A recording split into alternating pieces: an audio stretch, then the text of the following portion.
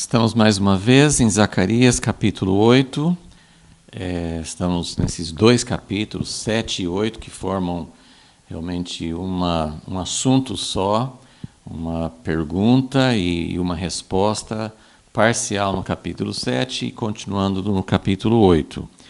É tão importante a gente está sempre procurando entender melhor o que Deus quis responder essa pergunta. Está escrita aqui a resposta dele, mas às vezes é difícil para nós. Nós já comentamos que a resposta não foi o que eles esperavam, que é normal, né? Muitas vezes nós perguntamos e Deus responde algo que é bem diferente do que nós imaginamos, e é claro que é por isso que nós perguntamos para Deus. A gente não sabe a resposta, mas não é só uma pergunta sim ou não, e a gente não sabe se ele vai falar sim ou não, mas a diferença da resposta de Deus é que ele quer nos mostrar uma perspectiva totalmente diferente, e até o final do capítulo 8 não fica muito claro, às vezes, se Deus está falando sim ou não. Então, por isso que nós estamos sempre voltando um pouquinho e tentando e colocando no contexto. E é tão importante a gente entender, porque se a gente começasse a ler, vamos supor que eu começasse a procurar um assunto e eu começasse a ler o capítulo 8 sem ter lido o capítulo 7, sem entender o contexto, a gente não ia realmente ter um entendimento mais claro sobre o que Deus estava querendo falar. Claro que eu posso começar a ler o capítulo 8 e entender algumas coisas do que ele está dizendo aqui, mas eu não vou entender o porquê, eu não vou entender o coração de Deus. Então, aqui mais uma vez nós estamos olhando para o capítulo 8 e procurando entender o que isso significa em relação à pergunta. E já vimos que Deus tinha falado que ele não estava gostando dos jejuns que eles praticavam durante o cativeiro. Então não era só assim, vamos continuar ou não vamos continuar? Primeiro vamos entender, esses jejuns que vocês estavam praticando não eram realmente o que eu estava querendo. Então, como é importante a gente entender, como é importante a gente aproveitar essa oportunidade que Deus está dando para eles, estava dando para eles e está dando para nós, para entender um pouco sobre o que Deus não quer e o que Deus quer, que nós tenhamos um coração sensível, que nós tenhamos um coração realmente voltado para Deus, para entender, Deus, o que o Senhor realmente quer. Nós às vezes partimos da pressuposição que, claro que Deus quer que a gente ore, claro que Deus quer que a gente leia a Bíblia, claro que Deus quer que a gente jejue. E sim, Deus quer essas coisas. Tem muitas outras. Claro que Deus quer que nós ofereçamos a Ele nosso tempo, nosso dinheiro. Mas Deus sempre falava com os profetas para mostrar em que pontos, mesmo praticando algumas coisas que Deus tinha ordenado, como aqui, por exemplo, Deus não está falando sobre idolatria, não está falando sobre pessoas que não estão servindo a eles, pessoas que estão jejuando e que estão perguntando, Deus, vamos continuar jejuando ou não? Então, e vamos sempre entender, porque a resposta, a parte da resposta do capítulo 7 foi uma resposta meio dura. Deus falando que não estava gostando dos jejuns, que não era para ele os jejuns. Então nós podemos até pensar, Deus não gostou da pergunta. Não, de forma alguma, Deus gostou muito da pergunta. Ele gostou da atitude deles de perguntar.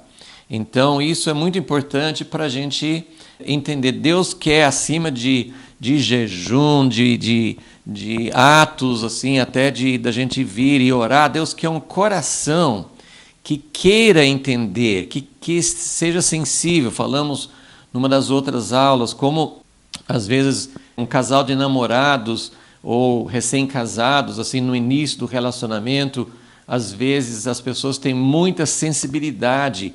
Qualquer olhar, qualquer demonstração que o outro quer alguma coisa, um dos dois, né, ele ou ela sempre querem agradar, um desejo de agradar, um desejo de atender. E essa tem que ser a nossa atitude para com Deus. O que é que eu posso fazer para agradar mais a Deus? O que eu estou fazendo que não agrada a Deus? Então vamos orar, vamos pedir que o Senhor nos ajude a entender a resposta, e não de uma forma exterior, não de uma forma simplesmente de comportamento ou de ações exteriores, mas que tipo de atitude Deus estava apontando que não agradava a Ele, que tipo de atitude Ele estava mostrando que Ele queria. Senhor, nada mais importante do que ter um relacionamento verdadeiro contigo. Nada mais importante em toda a Bíblia do que o objetivo final de que o Senhor venha morar conosco, que nós sejamos o teu povo e que o Senhor seja o nosso Deus. Esse é o grande objetivo, esse é o alvo que o Senhor quer para nós. E nós queremos caminhar para isso. Não é uma coisa dentro da nossa trajetória de queda, de pecado, de afastamento de Ti. Nosso coração tem ficado muito mais difícil, muito mais duro. Mesmo depois da conversão, nós continuamos tendo ideias fixas, continuamos muitas vezes jejuando para nós mesmos ou fazendo outros atos do nosso culto a Ti, da nossa adoração. Às vezes muitas coisas são mais para nós do que para o Senhor.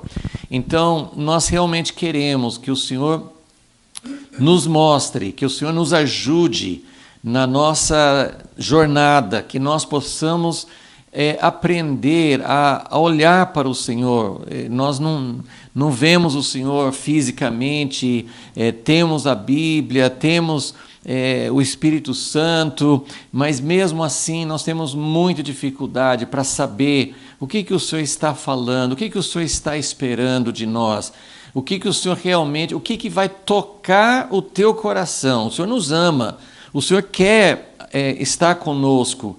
O teu desejo, revelado tão claro aqui no capítulo 8, o Senhor tem ciúme, o Senhor tem paixão, o Senhor tem ansiedade para estar conosco. Esse ciúme aqui, o Senhor estava revelando que o Senhor queria morar em Jerusalém, o Senhor queria estar com eles. E até hoje é o que o Senhor quer com todos nós.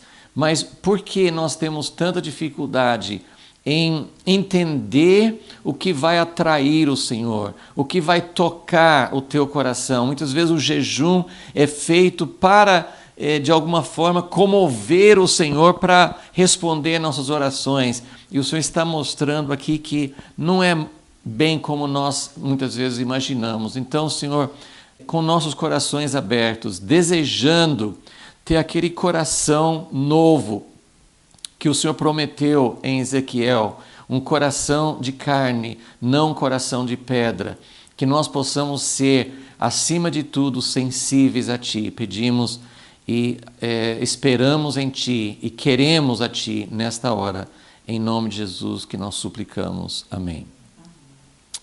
Então, realmente, o novo coração que Deus prometeu em Ezequiel 36, nós temos essa promessa da nova aliança em Jeremias 31. Jeremias fala que ele vai escrever a lei dele, a diferença da nova aliança com a velha, que ele escreveria a lei no coração, ou seja, não seria uma coisa de obrigação, de imposição, de exigência, de obediência por causa de uma obrigação, de uma lei, mas que ele escreveria a lei no nosso coração. E o texto, mais ou menos paralelo, em Ezequiel 36, fala de como essa nova aliança seria uma troca de coração. Eu estava pensando hoje, pelo menos eu penso muito, na nova aliança com a lei escrita no coração. E no fim é a mesma coisa, mas a gente pensa, Deus vai escrever a lei no meu coração, então eu vou ter desejo, vai ser voluntário, vai ser uma coisa que eu quero fazer, não imposto. Mas eu estava pensando muito sobre esse aspecto de trocar o coração de pedra por um coração de carne. E a ideia assim, de pedra é uma coisa dura, insensível, que não dá. Deus escreveu a lei nas tábuas de pedra no Antigo Testamento, mas assim, é difícil você escrever em pedra. E num coração sensível, num coração de carne, é muito mais fácil e entra mais. Então, a ideia de tirar o coração de pedra e nos dar um coração de carne, realmente é essa sensibilidade. Não é só, sim, nós queremos ter a lei no nosso coração, mas não é a ideia assim de que eu já tenho a lei no meu coração e eu não preciso de um relacionamento vivo com Deus para andar na lei, para fazer a vontade dele. Então, coração de carne traz realmente essa verdade de que a sensibilidade não é só, sim, é a lei escrita no coração, mas é também uma sensibilidade. Então, coração de carne significa que nós vamos ter aquela sensibilidade que eu falei, né, assim, de um casal de namorados ou um casal recém-casado e que não seja apenas dos recém-casados, mas que seja realmente sempre todo o relacionamento de pais para filhos, entre irmãos, na igreja. Quando você ama uma pessoa, quando você ama de verdade, quando o amor não esfria, quando o amor continua vivo, então a sua atenção é para fora de você. Não é a grande característica do pecado, da separação de Deus, da queda. Não é só que assim, o resultado final que as pessoas se tornam ladrões, violentos, enfim, perversões de vários tipos. Isso é uma consequência, mas a raiz do pecado é o orgulho. O que é o orgulho? É voltado para si mesmo. Eu quero para mim, eu me exalto, eu só tenho sensibilidade para minhas necessidades. E o que Deus está procurando restaurar e trazer algo novo para nós é esse coração sensível. Estou falando tudo isso porque, acima de tudo que eu vejo nesses 2 capítulos de Zacarias, é o desejo de Deus de que o povo tenha realmente uma sensibilidade para Ele. Ele falou no capítulo 7, eu falava e vocês não ouviam. Vocês tapavam os ouvidos, então é uma insensibilidade. E quando ele fala do jejum, ele fala assim, vocês estavam jejuando para mim?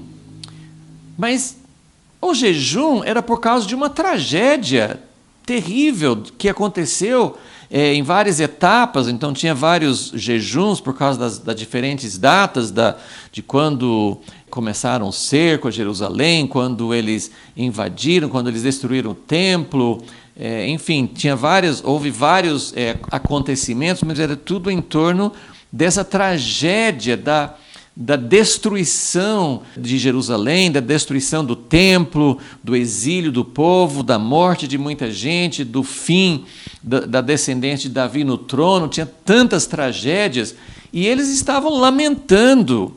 Mas por que Deus não queria que eles apenas lamentassem? Então, bom, eu coloquei aqui, é só para a gente resumir, né? Não vou.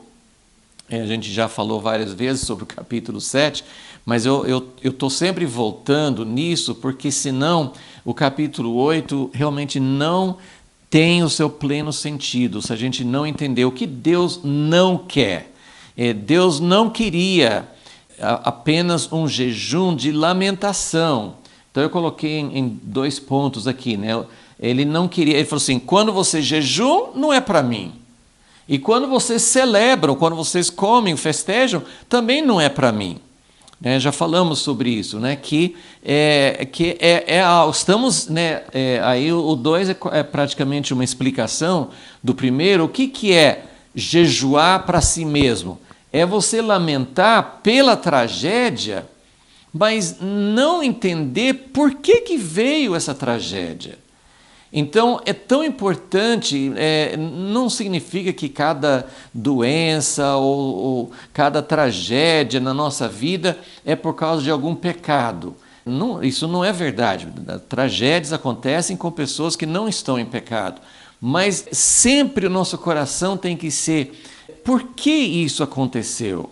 Daniel, por exemplo, na Babilônia, Daniel não participou dos pecados, ele não fazia parte, ele não era cúmplice, ele não era alguém que tinha abandonado Deus, mas ele entendeu que tudo que tinha acontecido era por causa da situação e ele se identificou.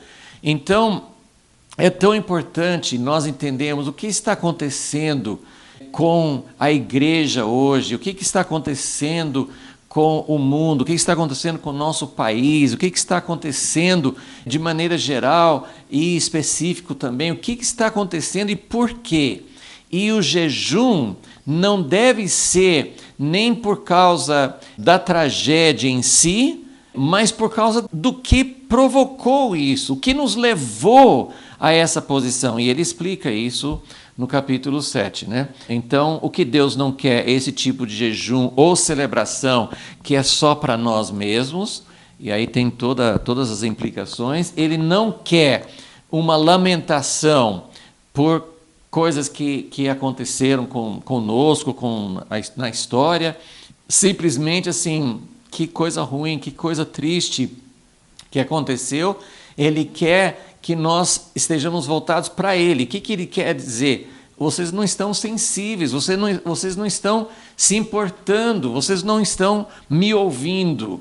Então, o jejum, acima de tudo, jejum, a oração, o quebrantamento, acima de tudo, o jejum e a nossa oração, a nossa súplica diante de Deus, individual ou coletivo, pelo que está acontecendo no mundo, na sociedade, na igreja, a nossa atitude tem que ser: meu Deus, vai acontecer muita coisa ruim com a gente, nós vamos sofrer, nós vamos ser perseguidos, nós vamos sentir falta de muita coisa, a economia está ruim, ou uma pandemia, ou seja, qual for a tragédia que nós estamos lamentando, a questão não é só o que está acontecendo conosco, mas o que Deus está querendo falar, o que Deus quer para que o nosso coração se volte para Ele, porque Ele vai mostrar no capítulo 8 que quando nós nos voltamos a Ele de verdade, todas as coisas vão fluir. E o que Deus não quer também, Ele mostrou muito claro que Ele não quer falta de compaixão, falta de justiça, falta de verdade. Já tratamos sobre isso, ok? Então, agora vamos ver, assim, isso era só para a gente lembrar que, assim, na pergunta, devemos continuar com jejuns? Deus não quer só responder continue ou não continue, Ele quer falar assim, o que não me agrada, e no capítulo 8 Ele vai falar o que agrada. Então, vamos agora ver o que Deus quer. Então agora vamos ver assim, essa parte que é muito importante, mas que não vai fazer sentido, a gente não vai captar isso se a gente não entendeu o que Deus não quer. Mas é muito importante não ficar só na condenação. Deus não quer isso, nós erramos muito. Deus não ficou só falando, vocês não me ouviram, por isso que vocês foram para o cativeiro. E eu até fiz essa pergunta, Deus estava bravo ainda com o seu povo? Deus está falando assim, não, eu quero que vocês entendam agora o que eu quero de vocês. Eu quero que vocês sintam realmente o meu desejo. Porque se a gente lê o capítulo 8 nessa perspectiva, nós vamos entender melhor o que ele quer falar, porque ele começa falando, já falamos sobre isso na última aula, do ciúme de Deus, da paixão dele, o que isso significa. Ele quer voltar para Jerusalém, ele quer restaurar Jerusalém. O que isso tem a ver com a pergunta? Tem tudo a ver, porque ele está dizendo, no lugar do jejum, que é a nossa pergunta hoje, no lugar do jejum, e mais uma vez, Deus não está condenando ou dizendo, eu não quero jejum. Ele nunca fala isso. No capítulo, na resposta inteira, Ele não fala não jejue, mas o que ele está querendo dizer, eu quero que vocês entendam qual é a atitude certa, o que é que vai tocar o meu coração, o que é que vai me sensibilizar. Lembra eu estou me lembrando assim daquela cena de Elias lá no Monte Carmelo, com os profetas de Baal, e cada um, os profetas de Baal, tinham que buscar uma resposta do Deus deles, e depois Elias ia buscar uma resposta do verdadeiro Deus. Mas assim, eu queria lembrar aquela cena dos profetas se lastimando, se castigando, gritando, muito esforço, muito empenho, horas e horas eles ficaram lá, Deus nos responde, chamavam para Baal. E quando Elias começou, assim, foi uma oração curta, e foi assim uma atitude, Senhor Deus, faça com que teu povo volte para ti.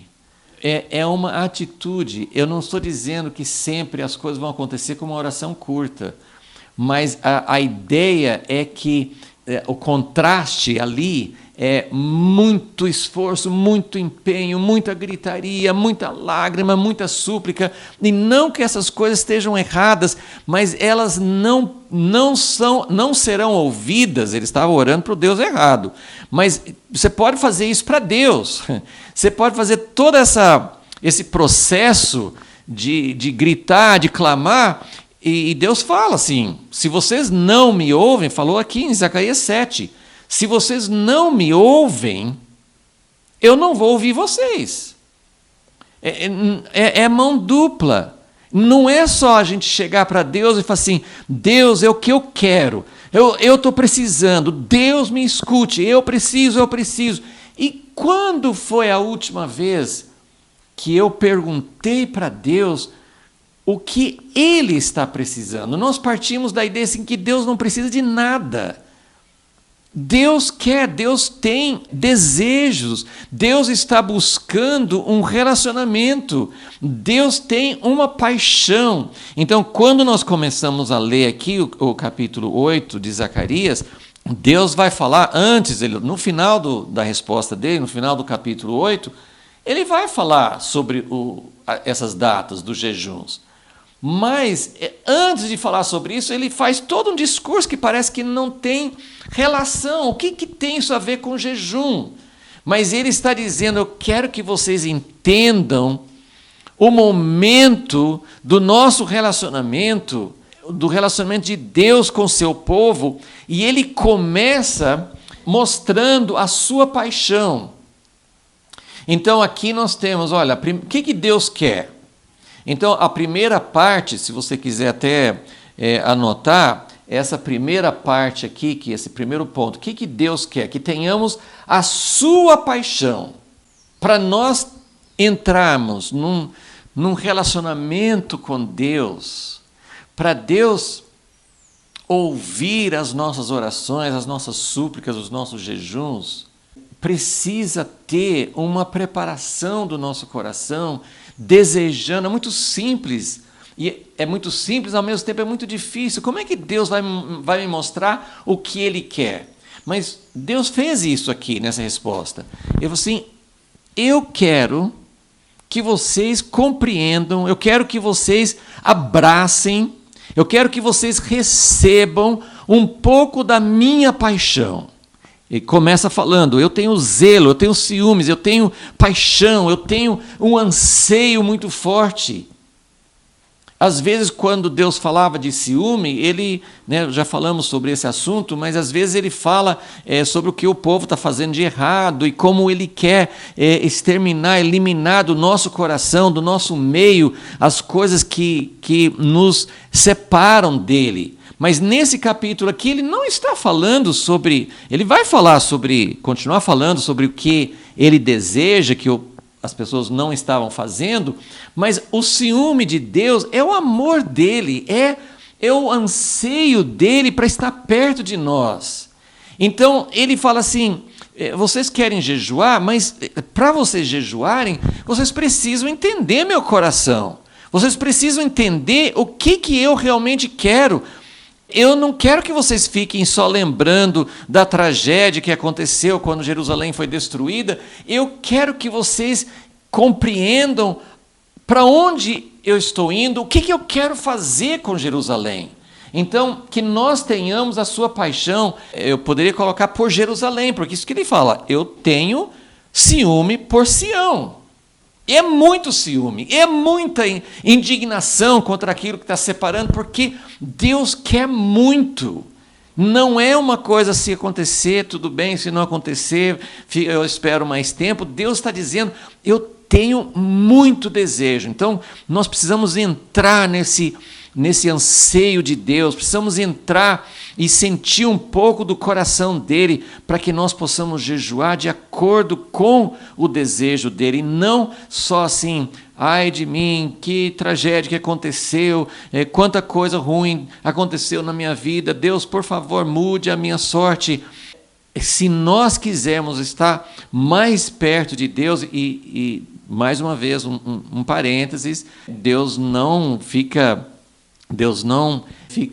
desgostoso, não é uma coisa que aborrece Deus, nós jejuarmos por situações na nossa vida, que nós precisamos da intervenção de Deus, precisamos da libertação de Deus, mas Deus quer que a gente vá além disso, que a gente enxergue além, que a gente comece a amadurecer, que a gente não seja uma criança de 1, 2, 3, 4 anos que só pensa em si, que só pensa na sua própria necessidade, que nós possamos ter um entendimento maior, que nós possamos ter um coração que queira saber como é que está nosso Pai, qual que é a paixão dele, o que ele sente. E como eu poderia falar muito sobre as situações presentes, hoje é um dia de eleição, nossas paixões podem estar... Até assim, a gente pode ter uma paixão, achando que nós estamos tendo uma paixão pela causa de Deus, mas eu estou me perguntando continuamente,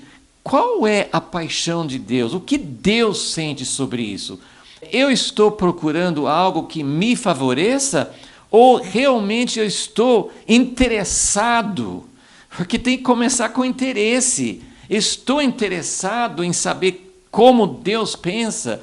E Deus pensa isso aqui, eu quero morar na terra, eu quero estabelecer o meu reino na terra, eu quero curar a terra, eu quero trazer... Então nós temos toda essa descrição aqui, poderíamos ligar, já falamos sobre esses vários pontos aqui, né, na primeira parte, mas toda essa, até o versículo... 8, até o versículo 8 de Zacarias 8, ele está falando sobre essa paixão. Ele está falando sobre a paixão dele, versículo 3, eu quero voltar para Sião, eu quero habitar no meio de Jerusalém, eu quero fazer de Jerusalém uma cidade de fidelidade, de lealdade, eu quero que o monte onde eu vou habitar, onde eu vou estabelecer meu reino, seja um monte santo. Eu quero que Jerusalém seja uma cidade de segurança. Ele começa a falar assim, uma cidade que os velhinhos possam andar tranquilamente nas ruas, as crianças possam brincar. Então ele descreve uma cena assim, eu quero uma cidade de tranquilidade, de paz. E nós sabemos que isso que Deus quer... parece que não vai acontecer já aqui na terra. Nem em Israel natural, que lá eles não têm essa segurança, sempre tem ataques de terroristas, tem inimizade com países vizinhos, tem situações super complicadas. E no mundo em geral, a gente pensa, Deus abençoa, traga um tempo de paz, de prosperidade para nós, e quando a gente menos espera, vem uma pandemia, vem uma guerra, vem uma situação política, nós não vamos encontrar essa paz agora, mas Deus está falando com eles. Então siga o meu raciocínio aqui. Deus respondeu para eles, naquela época, sobre coisas que não iriam acontecer, que não aconteceram até hoje. Não iriam acontecer na vida deles, na geração deles. Então, Quando Deus começa a falar sobre o que Ele quer, Ele coloca para nós uma visão, uma esperança. Ele não vai ficar só na esperança, ele vai falar sobre coisas práticas que eles podiam fazer naquela época e que nós podemos fazer hoje. Mas antes de falar sobre o que eles poderiam fazer no tempo deles, o que Deus queria? A pergunta de hoje é, bom, se Deus não estava gostando daqueles jejuns, o que Deus quer? O que era o desejo dele? Ele vai falar. Ele vai falar. Mas antes de falar sobre vários pontos, assim, sobre o que ele queria que eles fizessem, jejuando ou não jejuando? Porque ele deixa essa pergunta meio em aberto. Vocês querem continuar jejuando? Ele vai falar no fim do capítulo assim, futuramente essas datas de jejuns vão ser datas de celebração, mas ainda não era época para isso, porque não tinha acontecido ainda. Nós vamos chegar lá, nem hoje nós vamos chegar no fim do capítulo. Mas olhando para frente, Deus não responde se devem jejuar ou não. O que ele não quer é um jejum sem a atitude certa e sem as ações certas. Se eu estiver jejuando e sem fazer essa atitude certa, sem ter a atitude certa, sem praticar compaixão e tudo que nós vimos já, o jejum para Deus não vai ter valor. Ele não vai ouvir, não vai tocar o coração dele. Então, antes de falar sobre o que você pode fazer hoje no lugar do jejum, ele fala assim, eu quero que vocês tenham uma visão, um vislumbre. Eu quero que vocês vejam um pouco da minha paixão. Eu quero que vocês sintam o que faz o meu coração vibrar. Eu também estava pensando assim, que quando você começa a conhecer a pessoa, você pode tocar, né, depende da pessoa. Se você falar sobre certos assuntos com alguém, talvez aquele assunto não vai interessar. Por exemplo, geralmente, né, tem exceções, né, mas geralmente se eu tentar falar com a minha esposa ou com uma mulher sobre futebol, que também não é uma paixão minha, né? Mas vamos supor, se eu for falar sobre times de futebol, sobre esportes, provavelmente ela não vai ficar entusiasmada. Pode ser que sim, pode ser que não, depende da pessoa. Mas eu quero dizer assim, quando você toca em certos assuntos, cada pessoa tem assuntos que vão acender uma luz ou não vão acender. Você pode ficar falando um monte de tempo. Você pode falar sobre, né, se meu filho é programador, então se ele começar a falar comigo sobre os detalhes técnicos, coisas que interessam para ele, que ele ama descobrir coisas novas e programação e tal, mas como eu não entendo, como não é a minha área, eu vou ficar interessado porque ele é meu filho, eu quero ouvi-lo, e Deus é assim conosco. Mas eu quero saber o que é que realmente acende a luz. Então, por exemplo, se você começar a perguntar para uma mãe sobre o filho dela, ou para um avô, uma avó, sobre netos, você vai tocar, provavelmente, no assunto que vai render muito, porque aquele assunto é a paixão daquela pessoa. Então, eu estou dando esses exemplos para dizer qual é o assunto. Deus é muito grande, ele se interessa por nós, mas qual é o assunto que acende a luz, que toca no coração de Deus? Ele está dizendo aqui que é Jerusalém, e eu sempre estou dizendo nessas aulas que isso tem um aspecto literal e tem um aspecto simbólico, espiritual. Então, quando Deus fala sobre Israel, Jerusalém, algumas pessoas ficam só no literal, só Deus, né, Deus se interessa com Israel, Deus se interessa com Jerusalém, com os judeus, e às vezes se esquecem que na nova aliança Deus abriu as portas e nós fomos enxertados e nós fazemos parte. E sempre a ideia de Deus era que Israel fosse um caminho para abençoar as nações. Então, Deus tem promessas, Deus tem algo que Ele vai fazer até no milênio, usando Israel e usando Jerusalém como a base do reino dele.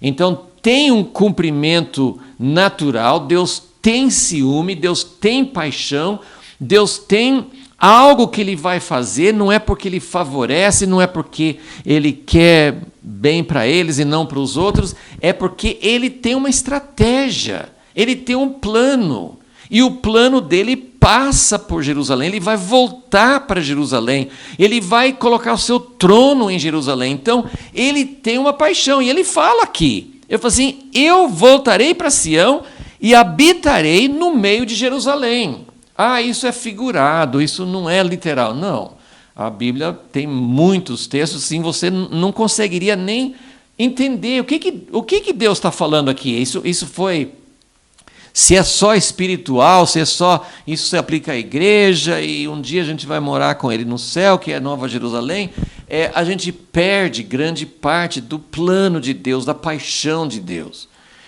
Agora, claro que esse anseio de habitar em Jerusalém inclui todo o seu povo, porque nós fomos incluídos, Efésios 2, na comunidade de Israel, nós fomos aproximados, nós fazemos parte.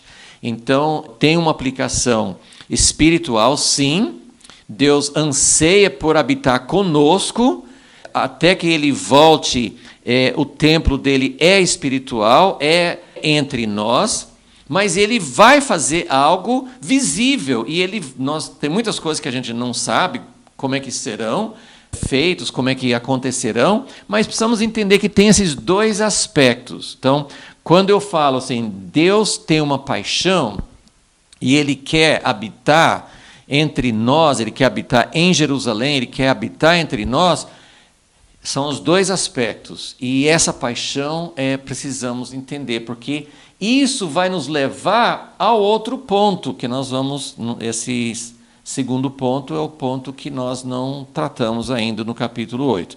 Então, só lembrando então, que Deus fala que Ele quer habitar em Jerusalém.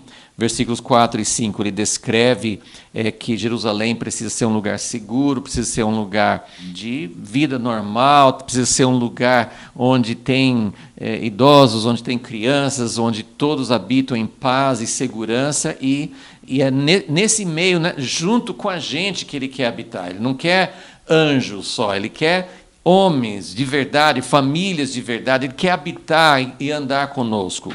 Assim como Jesus veio em carne, Ele vai voltar e vai estabelecer seu reino na terra, e tem muita coisa que a gente não entende, mas que mostra que Deus vai fazer um trabalho em parceria conosco, mas vivendo com as pessoas e tocando as pessoas, não sendo um Deus distante, mas um Deus próximo a nós. Esse é o anseio dele. E ele fala no versículo 7 e 8 que Ele vai salvar o seu povo, trazendo da terra do Oriente e do Ocidente. Ele vai restaurar, ele quer ajuntar. Jesus falou sobre isso, que Ele falou assim, eu preciso alcançar as ovelhas de outros apriscos, que seriam pessoas que não são da nação de Israel, não são judeus.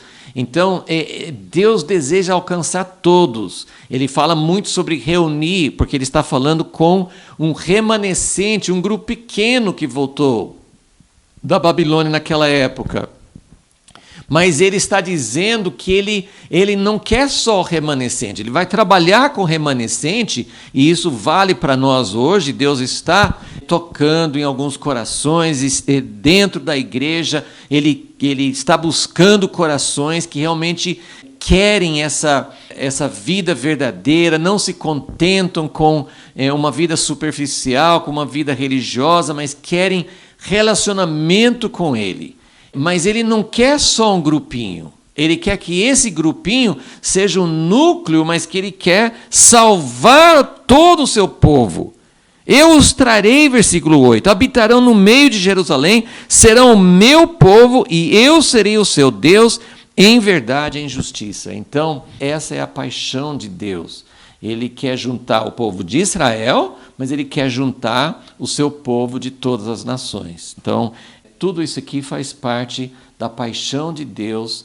Ele quer morar na terra e Ele quer infundir, Ele quer Ele quer implantar essa paixão em nossos corações. Nós jamais saberemos como jejuar, como orar, como buscar, como tocar o coração dele, se nós não começarmos a partilhar mais o seu coração, entender mais o que arde, qual a chama que arde no coração de Deus.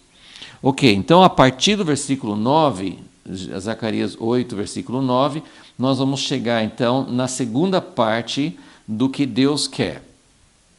Essa segunda parte, só para vocês saberem, ele vai mais ou menos até assim, começa a falar sobre, pelo menos até o versículo 12, né? Vamos ler de 9 a 12 primeiro e vai tendo outras ramificações. Mas o que Deus então quer diante dessa paixão, diante desse Deus abrindo o seu coração e falando o que Ele quer, aonde Ele quer chegar? Jesus nos ensinou a orar: venha o teu reino, venha o teu reino, seja feita a tua vontade aqui na terra. Romanos 8 fala sobre gemidos. Queremos que toda a criação seja liberta. Nós não queremos só uma bênção para nós. Então, isso é para nos mostrar assim, o que nos move, o que faz com que a gente ande nos caminhos de Deus, é essa visão, é essa paixão do coração de Deus que Ele compartilha conosco. Agora, não adianta só ficar com essa paixão, esperando, gemendo para que o reino de Deus venha um dia. Isso claramente é algo que depende da volta de Jesus. Então, nós queremos isso, a Bíblia termina com isso, o Espírito e a noiva dizem: vem, nós queremos isso, nós estamos dizendo: queremos que o Senhor venha sem demora, não demore, queremos que o Senhor venha, mas até que o Senhor venha, tem coisas para fazer, e Deus vai falar assim: então, não quero só o jejum, eu quero que vocês façam alguma coisa. Tem algo que eu desejo de vocês, eu espero de vocês. Então, vamos ver o que ele vai dizer sobre isso, que a partir do versículo 9, ele vai falar algo prático para aqui e agora, porque até o versículo 8, Deus está falando de coisas que vão acontecer no futuro e que não aconteceram. Isso, Deus falou há 2.500 anos e até hoje não aconteceram. Mas é a esperança, né? E eu sempre, quando penso na esperança que nós temos como povo de Deus, eu sempre penso dos judeus ao longo dos séculos, na dispersão, sempre falando nas festas: o ano que vem em Jerusalém, o ano que vem em Jerusalém. Isso quando não tinha. Hoje eles, se tiverem condições econômicas, eles podem ir para Jerusalém, mas durante muitos séculos eles não podiam. Né? E eles tinham essa esperança. Então, essa paixão pela vinda do reino, nós devemos sempre falar: o ano que vem, o mês que vem, amanhã, que Jesus volte. Nós queremos essa Jerusalém, queremos esse reino, queremos que o Senhor venha. Mas até que isso aconteça, nós temos algo para fazer. Então, o versículo 9 diz o seguinte: assim diz o Senhor dos Exércitos: esforcem-se as mãos, que suas mãos sejam fortes, esforçai-vos, tenham coragem. É mais ou menos essa ideia, assim. Deus falou muito isso com Josué. Era hora de entrar na terra, então não era hora de ficar esperando para um dia, não. Tem momentos específicos na história, no plano de Deus, em que Deus fala assim: olha, eu estou fazendo isso e vocês precisam ser fortes. Tinha uma época na Babilônia que Deus não ia falar isso. Né? Eles estavam na Babilônia, tinha que esperar mesmo. Agora, nesse momento, por isso que a gente precisa da palavra de Deus para nós, nesse momento, Deus estava falando: vocês já estão na terra, vocês já começaram a reedificar a casa de Deus, então vocês precisam ser fortes. Lembra que essa palavra veio mais ou menos no 3º ano da reconstrução. A reconstrução do templo, nessa época, levou 4 anos. Então, eles já tinha passado 2 e pouco, então eles estão no 3º ano, faltava 1 ano e pouco, né, para segundo o relato, né, faltava 1 ano e pouco para terminar. Então eles estavam até mais da metade já do tempo. Mas Deus continua falando, ele falou com Ageu. Ageu deu a mesma palavra no capítulo 2. Ele fala, esforça-te. Ageu 2, versículo 4. Esforça-te, Josué, esforçai-vos todo o povo da terra e trabalhai. Então, era um momento em que tinha algo a fazer. Não era uma coisa grandiosa, não seria a casa permanente de Deus, não seria o reino de Deus que ia acontecer todas essas coisas que ele tinha falado, mas era um passo, era uma coisa importante. Então, ele está dizendo, aqui eu coloquei aqui, que nossas mãos sejam fortes nas prioridades dele. Porque olha o que ele vai falar, olha só, esforcem-se as mãos de todos vós, que nestes dias ouvistes estas palavras da boca dos profetas. Quais profetas? Ageu e Zacarias. Vocês que estão ouvindo essas palavras, lembra, eles ficaram 16 anos parados. E Deus levantou Ageu e Zacarias para falar, pode começar, pode recomeçar, não é para ficar parado não. Então, a palavra de Deus era, vocês sejam ousados, sejam fortes, tem dificuldades, tem obstáculos, tem oposição, mas avancem, vão em frente porque Deus está dando essa palavra. Vocês que ouviram, vocês nesses dias, ouviste essas palavras da boca dos profetas, que estiveram no dia em que foi posto o fundamento da casa do Senhor dos Exércitos, para que o templo fosse edificado. Essa parte nós já vimos, né? Mas vamos só relembrar. Então eles começaram, lançaram os fundamentos, pararam 16 anos, e depois Deus levantou os profetas para falar. Lembra Ageu, primeiro capítulo de Ageu. Ele falou assim, vocês estão falando que não é tempo, que tem muita oposição, não dá, né? A gente tem que parar. E aí eles começaram a construir as próprias casas, e Ageu trouxe uma palavra forte, falou assim, vocês têm que colocar a minha casa em primeiro lugar. Lembra que eu falei assim, a raiz do pecado é ser voltado para si mesmo. Por isso que o jejum para si mesmo não é o que Deus quer. O jejum é Deus, o que o Senhor quer.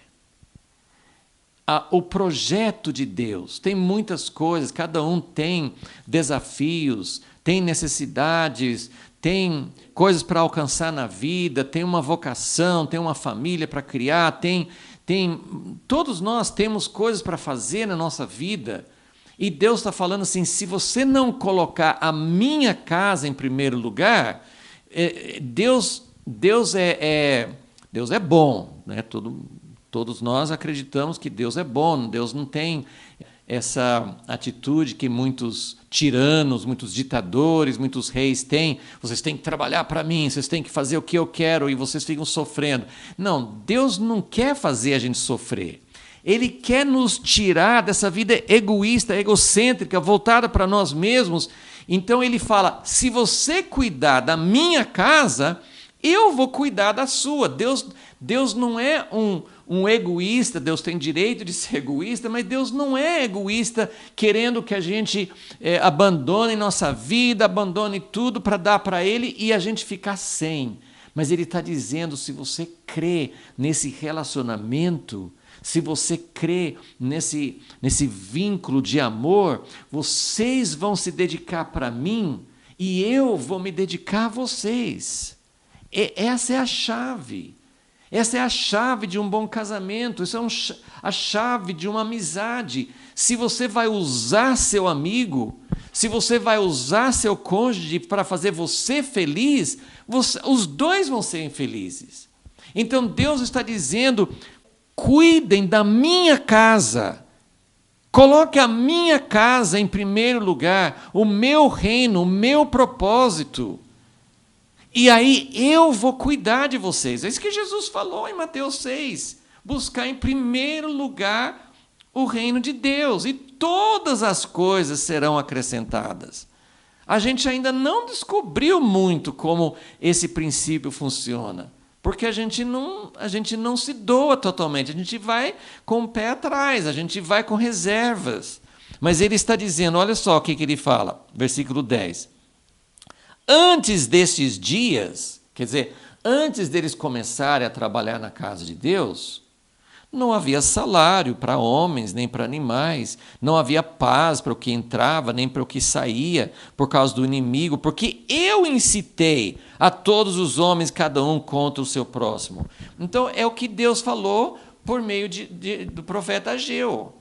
Deus falou com Ageu. Vamos até dar uma olhadinha rápida, né? Ele fala no primeiro capítulo, né, que Ageu, capítulo 1, ele fala assim, versículo 9, esperastes muito, e eis que veio ser pouco. Esse pouco, quando trouxestes para casa, eu dissipei. Deus soprou, Deus fez sumir os ganhos deles. Por quê, diz o Senhor dos Exércitos? Por causa da minha casa que está deserta. Enquanto que cada um de vós se ocupa com sua própria casa. Por isso retém os céus, o seu orvalho, até os seus frutos, tem seca e tal. E aí no capítulo 2, ele fala o seguinte, como eles ouviram a voz do profeta e se arrependeram, falaram assim, nós vamos recomeçar, eles recomeçaram, né? No capítulo 1 registra isso, que eles começaram a trabalhar de novo na casa de Deus. Então ele fala, no capítulo 2, versículo 19, ele fala, há ainda semente no celeiro? Até agora a videira, a figueira, a romeira, a oliveira não têm dado seus frutos, mas desde este dia vos abençoarei. Então Deus está falando, vai mudar. E voltando para Zacarias 8, realmente as coisas mudaram. Mudou, porque ele falou assim, antes deste dia não havia salário e não tinha paz. Mas versículo 11 fala, mas agora não serei para com o restante deste povo como nos primeiros dias, diz o Senhor dos Exércitos. O que vai acontecer agora? O que Deus já estava prometendo, que já estava acontecendo? Versículo 12, a semente prosperará, a vide dará seu fruto, a terra dará sua novidade, os céus darão o seu orvalho, farei que o resto deste povo herde tudo isto. Bom, vamos lembrar que, primeiro, nós estamos ainda vivendo numa época em que a palavra nos garante que vai acontecer muitas coisas ruins, muitas guerras, muitas enfermidades, pragas, muitos distúrbios. Muitas coisas vão acontecer. A gente ora pela paz, a gente deseja paz, até por causa das pessoas menos favorecidas, que sofrem mais. Mas vamos nos lembrar que o que vem pela frente provavelmente não vai ser agora, assim, nesses próximos anos. Eu não sei o que vai acontecer. Sempre tem a possibilidade de ter um tempo melhor, intercalado, né? Tempos mais tranquilos, pode ser que tenha. Mas nós não podemos colocar nossa esperança, quando nós pensamos, eu vou colocar a casa de Deus, a causa de Deus em primeiro lugar, então tudo vai virar maravilha na minha vida. Nós vamos prosperar dentro do propósito de Deus. Deus vai cuidar de nós, Ele vai nos manter, Ele vai nos preservar, se o propósito dEle é nos preservar. Nós vamos passar pelas tribulações junto com Ele. Mas o que Ele está dizendo é que quando as coisas estão fora dos trilhos, fora dos eixos, fora do alinhamento, quando a gente não está alinhado com Deus, quando a gente não está inserido no propósito dEle, então as coisas não se encaixam, não fluem. É isso que ele está dizendo. Não que tudo vai ser perfeito. Naquela época, Deus mostrava o seu favor muitas vezes através até assim da chuva vir na época certa, da terra produzir. Ele fala muito sobre isso, né?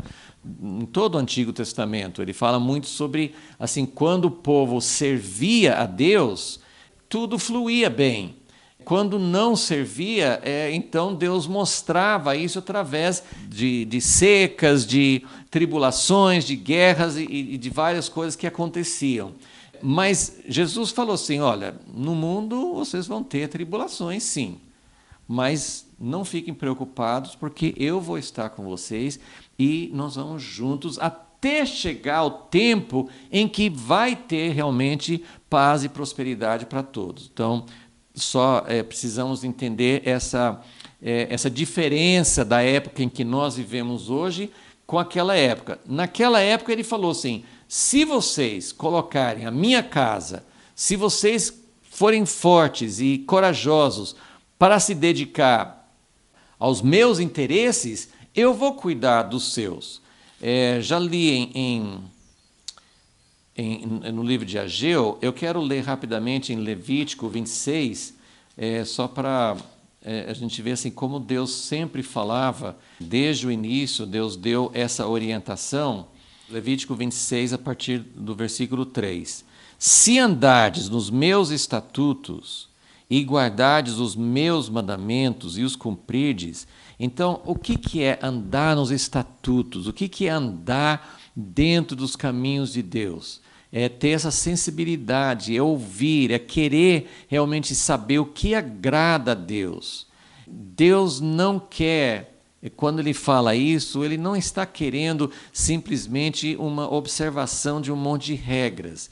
Ele quer que a gente tenha um coração, isso na nova aliança, né? Ele quer que a gente tenha um coração que seja sensível, que fala assim, Deus, o que o Senhor quer hoje? O que o Senhor quer com a minha vida? Com essa etapa da minha vida, o que o Senhor quer? Então, se vocês andarem nos meus caminhos, versículo 4, eu vos darei as vossas chuvas a seu tempo. A terra dará o seu produto, as árvores do campo o seu fruto.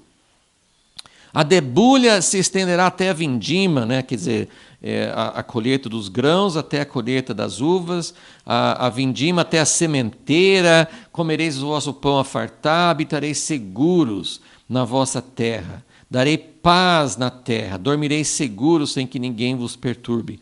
E por que tudo isso? Isso é importante, nós vamos chegar porque Deus quer nos abençoar. Porque se nós correspondemos a Ele, se nós começarmos a entender qual a paixão dEle, se nós começarmos a colocar o nosso coração empenhado nesse objetivo de Deus, se nós começarmos a suspirar com Deus pela vinda do seu reino, e não só suspirando para uma coisa futura, mas começando a colocar a nossa mão. O que ajuda? Deus falou naquela época, o que eu quero que vocês façam é reconstruir minha casa. Depois vai ter a parte pessoal também, de justiça. Nós já vimos ele falar sobre isso, compaixão. Então, ele quer que nós nos dediquemos à causa dele. Se nós nos dedicarmos à causa dele, ele vai se dedicar também a cuidar, a nos conduzir. E ele vai nos abençoar.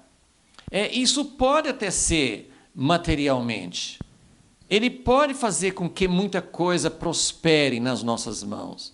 Mas por que Deus quer nos prosperar?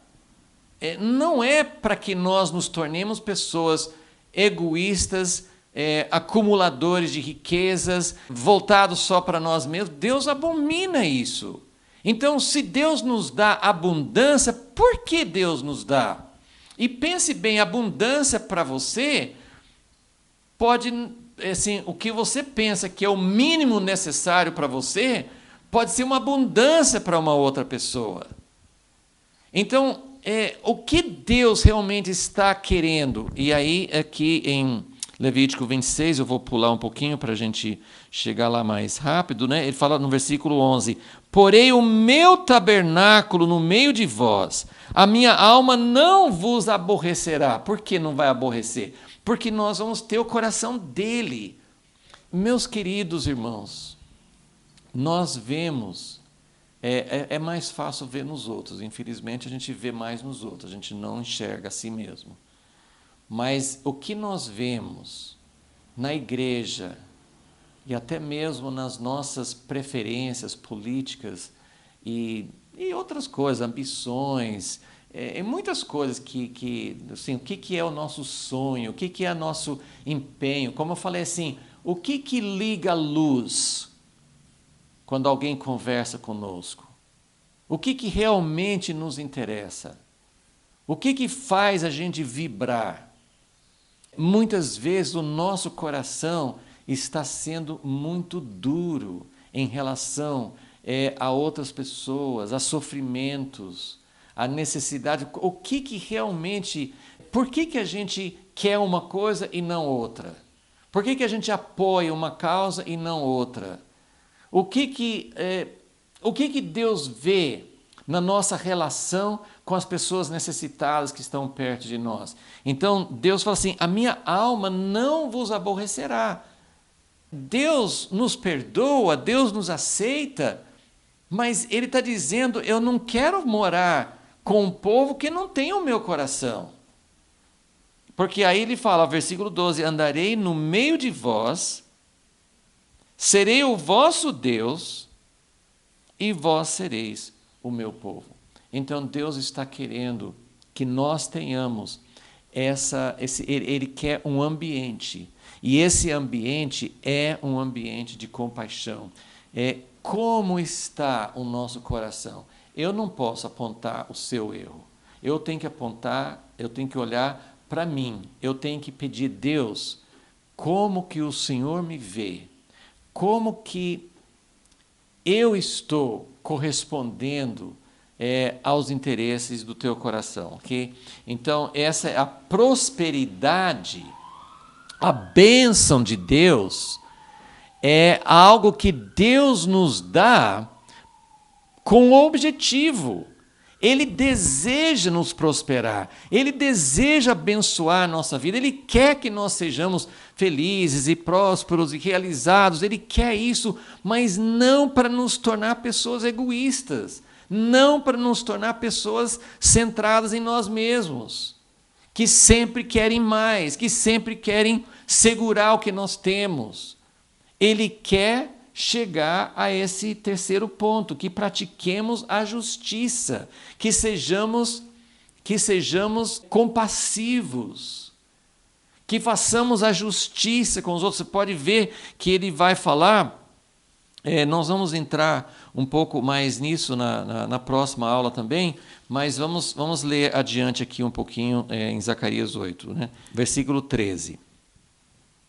Ó casa de Judá, e ó casa de Israel, assim como fostes uma maldição entre as nações, assim vos salvarei. Ele quer nos salvar da nossa condição de exilado, de perdido, de não ter um lugar, assim, em relação ao povo de Israel, ele falou assim, eu quero salvar vocês, eu quero plantar vocês na terra, eu quero que vocês sejam uma bênção, mas, então ele fala, eu vou salvar vocês e sereis uma bênção. Então, nós somos abençoados, muita gente fala isso, mas isso precisa se tornar uma realidade. Nós somos abençoados para que sejamos uma bênção. Deus não vai nos abençoar para que nós sejamos um mar morto, tudo vindo para nós somente. Ele vai nos salvar, Ele vai nos abençoar para que nós sejamos uma bênção. O anseio de Deus era que nós pudéssemos ser uma bênção a outros. Aí no final do versículo 13 ele ainda fala, não temais, sejam fortes as vossas mãos. Então, vamos só lembrar dessa sequência, né? Nós queremos fixar bem isso. O que Deus queria no lugar desses jejuns? E outra, vou sempre falar isso para que ninguém entenda errado. Deus não está falando, parem de jejuar, eu não gosto de jejum. Em Joel 2, Deus falou muito forte, é para todo mundo jejuar. Mas ele falou assim, rasguem os corações e não as vestes. Então ele quer um jejum de coração, não apenas uma coisa exterior e não, como ele está falando aqui, um jejum para si mesmo. Ok, então se Deus não quer esse tipo de jejum, ou talvez até ele queira algo diferente de um jejum. O que Deus quer? Então, número 1, ele quer que nós tenhamos a sua paixão. Falamos sobre isso. Número 2, ele quer que dentro dessa paixão, por tudo que Deus vai fazer, que é maravilhoso, e que nós vamos participar disso. A paixão de Deus não é... Outra vez eu vou comparar assim, porque às vezes nós fazemos uma ideia de Deus como um tipo assim de um soberano que quer que todo mundo obedeça para o bem dele e não para o bem nosso. Não, Deus tem essa natureza de querer que nós o sirvamos para que Ele possa nos abençoar. Quando nós abrimos a mão e servimos a Deus e pegamos a sua paixão, Ele vai nos envolver de tal forma que vai ser espetacular. Ele até fala assim, vocês acham que isso é maravilhoso demais, é difícil demais, é espetacular demais? Não, não é. Eu vou fazer isso. Então Deus tem algo em mente, né? Como fala em 1 Coríntios 2, não entrou, os ouvidos humanos não ouviram, os olhos humanos não viram, não entrou no coração nosso, a gente não consegue imaginar o que Deus preparou. Deus preparou algo maravilhoso, mas como que vai acontecer esse algo maravilhoso? É quando nós entramos na paixão dele e que as nossas mãos sejam fortes para aquilo que ele nos deu para fazer. O que Deus nos deu para fazer? Aí é o X da questão, né? Essa é a parte mais importante. Cada um de nós nós precisamos ouvir coletivamente o que Deus está fazendo hoje, mas individualmente também. O que Deus deu para você fazer? Se você realmente tiver o coração para Ele, se você começar a buscar, em primeiro lugar, o reino dele, como que eu posso ser útil? Como que eu posso, de alguma maneira, fazer parte desse sonho de Deus? Ele vai te mostrar. E às vezes é uma coisa muito simples, cuidar de alguém. Porque a casa de Deus, naquela época era uma casa material, a casa de Deus hoje são as pessoas. Então talvez Deus quer que você cuide. Quem cuida é um pastor, alguém que tem tempo para isso, alguém que fez... Não, Deus quer que cada um de nós cuide de alguém, que seja alguém da nossa família. Cuidar de uma pessoa doente, ajudar. Jesus pegou a bacia e lavou os pés para mostrar, eu quero que vocês sirvam uns aos outros, que vocês façam o ato de lavar os pés, era um serviço que só o escravo fazia. E Jesus dizia, isso não está abaixo de mim, eu vou fazer isso, eu quero que vocês façam. Então, a causa de Deus, que muitas vezes é muito espiritual, eu quero ser um pregador, quero ser um missionário, talvez seja, mas talvez seja algo muito mais simples, muito mais menos glamuroso, menos assim que não chama a atenção dos outros, mas que faça parte realmente de promover a casa dele. Então, quando ele fala assim, que as nossas mãos sejam fortes. E se nós fizermos isso, ele vai começar a nos prosperar, porque isso não necessariamente financeiramente, mas prosperar é fluir, as coisas fluir na nossa vida, bem-estar. As coisas que Deus colocou em nossas mãos para fazer, a gente conseguir fazer. E essa bênção, que pode ser material, ou pode ser na nossa vocação, ou pode ser algum projeto, alguma coisa que Deus nos deu para fazer, mas essa bênção de Deus é justamente o que ele fala no versículo 13, para que a gente seja uma bênção. E quantas vezes na palavra Deus falava assim, eu quero que você seja uma luz, eu quero que você seja uma bênção, eu quero que as pessoas vejam a minha presença com vocês. vamos ler rapidamente em Isaías 19, um dos lugares onde Deus fala sobre isso. É um texto assim que muitas pessoas estão usando hoje por causa do contexto do Oriente Médio, né? Em Isaías 19, fala assim sobre uma restauração que Deus vai fazer entre Israel e os seus vizinhos mais próximos, a Síria e o Egito. E ele fala assim, eu só vou ler o versículo, ele já fala assim, né, que vai haver assim, ele vai se dar, versículo 21, o Senhor se dará a conhecer ao Egito. Deus vai começar a abençoar o Egito, a Síria. No final do versículo 23, os egípcios adorarão com os assírios ao Senhor. Então eu queria assinalar o versículo 24, Isaías 19, 24. Naquele dia, Israel será o terceiro, com os egípcios e os assírios, uma bênção no meio da terra. Olha que coisa maravilhosa. Em versículo 25, o Senhor dos Exércitos os abençoará, dizendo: bendito seja o Egito, meu povo, a Síria, obra de minhas mãos, e Israel, a minha herança. Então, essa é a ideia, que nós sejamos uma bênção. É para ser uma bênção, Abraão foi chamado para abençoar todas as famílias da terra. Israel, o reino de Deus, vai abençoar todas as nações. Mas aqui ele está falando sobre a região pertinho de Israel, onde hoje todo mundo é contra Israel. Não tem essa bênção hoje, não tem essa...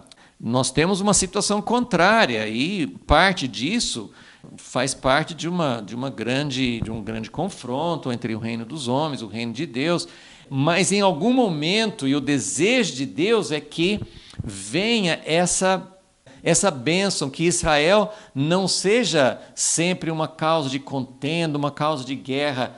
E como Deus quer isso para a igreja também, que nós possamos ser uma bênção. Hoje muita gente na sociedade, na política, não vê a igreja como bênção. Nós somos adversários, nós temos um lado. Deus nunca quis que a igreja tivesse um lado. Deus nunca quis o plano de Deus hoje não é a igreja governar, nós temos alguém no governo que vai estabelecer as leis. Isso vai acontecer com Jesus, isso não vai acontecer agora. Isso foi demonstrado várias vezes em países da Europa, dos Estados Unidos. O Brasil está com certa dificuldade para aprender isso também, mas não é só aqui.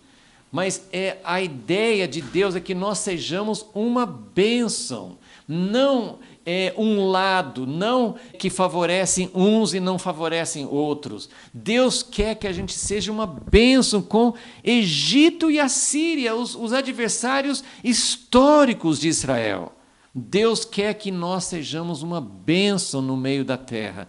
Então Deus quer, então nós vamos terminando aqui, que nós tenhamos a paixão de Deus, que as nossas mãos sejam fortes para que aquilo que Ele colocou diante de nós, e que nós possamos praticar. Eu vou falar um pouquinho mais sobre isso na próxima aula, mas nós já falamos, ele já falou isso no capítulo 7, que Deus queria que o povo tivesse compaixão, justiça, verdade, que nós possamos praticar. Ele fala isso novamente nesse capítulo aqui, voltando então para Zacarias 8, ele fala, versículo 16, são estas coisas que deveis fazer, falai a verdade cada um com seu próximo, executai juízo de verdade e de paz nas vossas portas, nenhum de vós pense mal. Bom, gente, eu nem preciso falar sobre o contexto de polarização hoje, né? Todo mundo pensa muito mal de quem é do lado contrário. Mas ele fala assim, nenhum de vós pense mal no seu coração contra o seu próximo, nem ame o juramento falso. Eu aborreço todas essas coisas, diz o Senhor. Então, Deus está querendo que nós tenhamos sua paixão, que nós possamos colocar a causa dele em primeiro lugar, que as coisas possam voltar a fluir, que as coisas possam voltar a se encaixar onde tem a corrente de vida, Se cortar os fios, a luz não acende. Então tem que conectar, nós temos que estar conectados com Deus, conectados com seus propósitos. Então virá a vida, a bênção, a prosperidade, e essa prosperidade vai abençoar os outros. Que Deus nos abençoe e que nós possamos cada vez mais ter um coração de carne, um coração aberto e sensível a Deus. Pode parecer muito vago para você. Como é que eu vou saber o que Deus quer? Mas coloque isso no seu coração. É uma jornada de uma vida inteira. Conhecer mais a Deus, ter capacidade de ouvir. Isso tem que ter, vem de atitudes, vem de cultivar, vem de buscar. Se você realmente quer fazer amizade com alguém, você vai ter que, como o povo fala, vai comer um quilo de sal com a pessoa para conhecer, para poder se relacionar, e isso gasta tempo com Deus também. Então, que nós tenhamos essa atitude, que ela vai nos dirigir, ela vai nos conduzir. Senhor, que maravilha que o Senhor tem preparado, que sonho tremendo que o Senhor tem. Ainda estamos muito pouco contagiados, muito pouco acesos com essa paixão que o Senhor tem. Mas nós queremos isso, Senhor. Queremos que o Senhor traga ao nosso coração um pouquinho mais da Tua paixão. Pedimos a Tua graça, a Tua misericórdia, nesses dias da história que nós estamos vivendo. Não sabemos o que nos espera, nem no dia de hoje, de amanhã, nós não sabemos exatamente o que nos aguarda, mas queremos caminhar contigo, indiferentemente de circunstâncias exteriores. Nós queremos realmente ter um coração aberto para Ti, porque em todas as circunstâncias, no tempo da Babilônia, no tempo da restauração, no tempo da dispersão, em cada tempo o Senhor tem algo para fazer. Então, Senhor, que nós possamos ter essa abertura, esse contato contigo para poder ouvir a Tua voz, e que o Senhor faça um povo ficar, nós como Teu povo, ficarmos apaixonados e preparados e prontos para receber o Teu reino. Pedimos isso em nome de Jesus. Amém.